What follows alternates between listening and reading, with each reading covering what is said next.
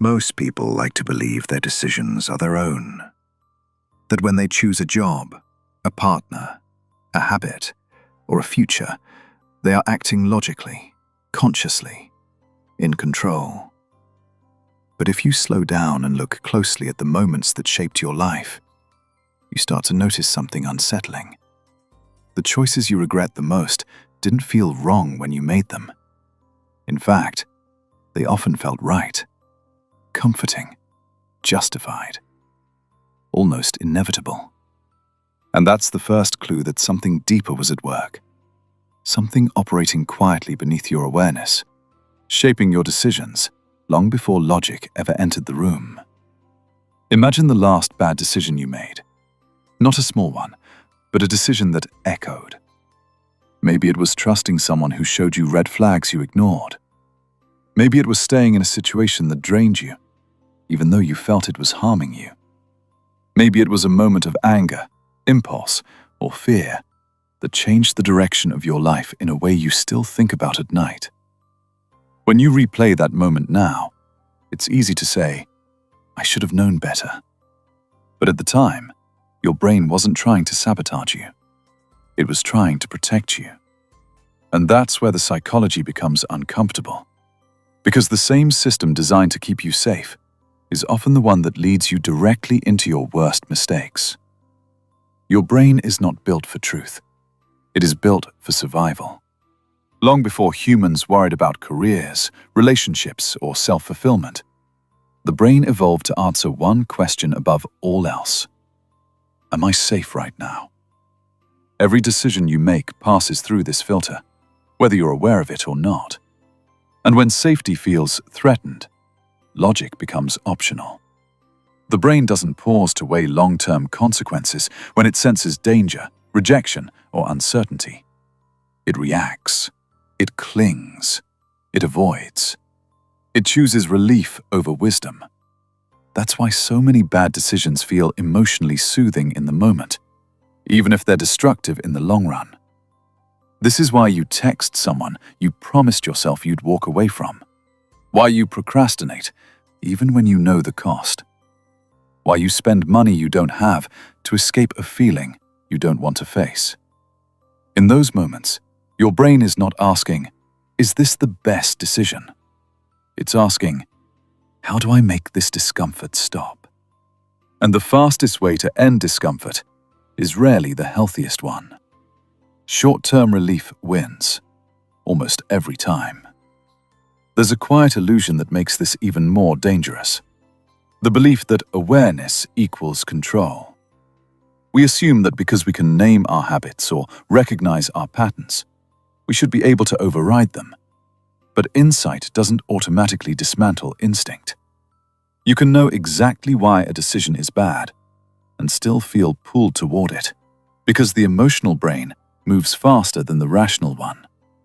By the time logic shows up with its carefully constructed arguments, the decision has often already been made at a deeper level. Logic then steps in afterward, not to prevent the choice, but to explain it, justify it, and make it feel reasonable. This is where self-deception enters the picture. The brain is an excellent storyteller, especially when it needs to defend a decision rooted in fear or desire.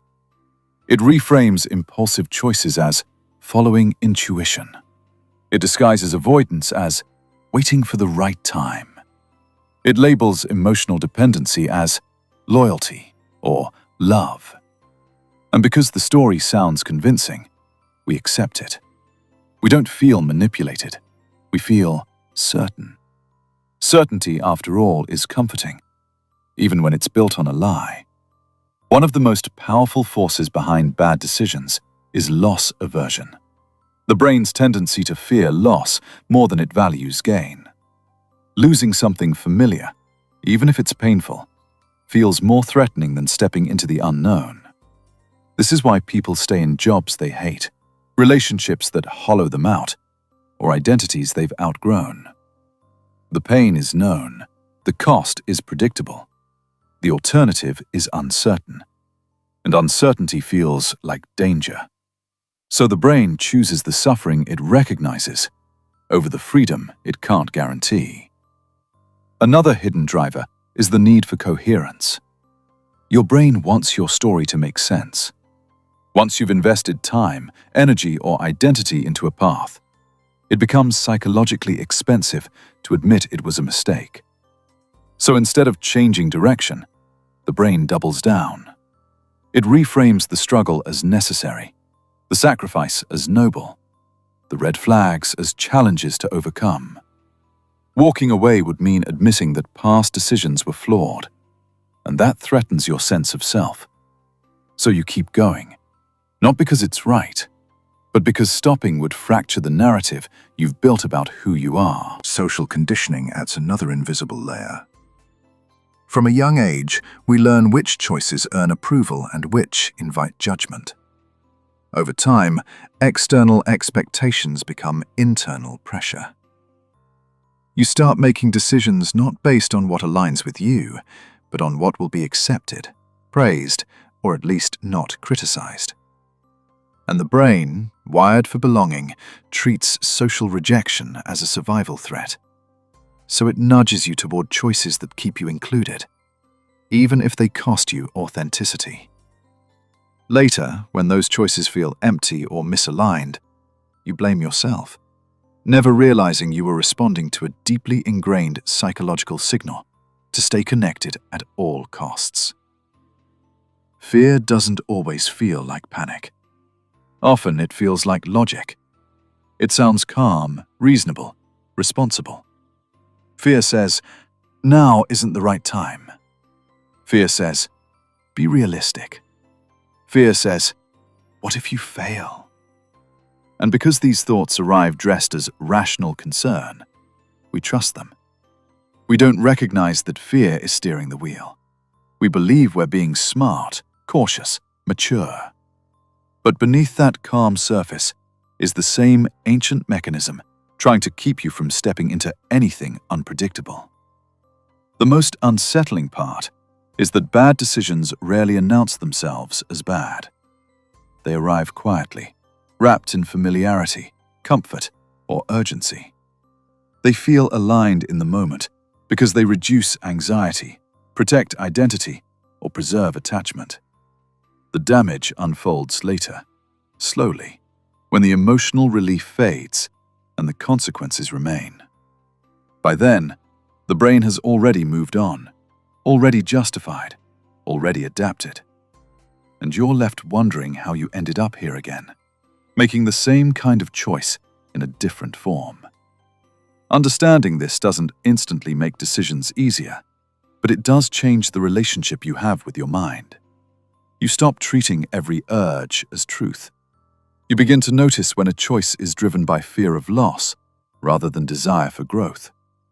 You learn to sit with discomfort a little longer, long enough for the rational brain to catch up and ask better questions. Not, how do I escape this feeling? But, what kind of future does this decision quietly create? Good decisions often feel heavier at first. They require tolerating uncertainty, disappointment, or temporary pain. They don't offer immediate emotional relief. They ask you to let go of familiar narratives and step into spaces where outcomes aren't guaranteed. And that's why they feel wrong to a brain optimized for survival rather than fulfillment. But over time, those decisions tend to bring a deeper sense of alignment, stability, and self-trust, the kind that doesn't need constant justification to feel valid. The hidden psychology behind bad decisions isn't that you're weak, careless, or broken. It's that you're human, operating with a brain shaped by millions of years of survival pressures, in a world that now demands long-term thinking, emotional resilience, and self-awareness. When you see your mistakes through this lens, shame begins to loosen its grip. In its place, curiosity appears, and curiosity is where change actually begins. Not through self-punishment, but through understanding the forces that quietly shape every choice you make when no one else is watching.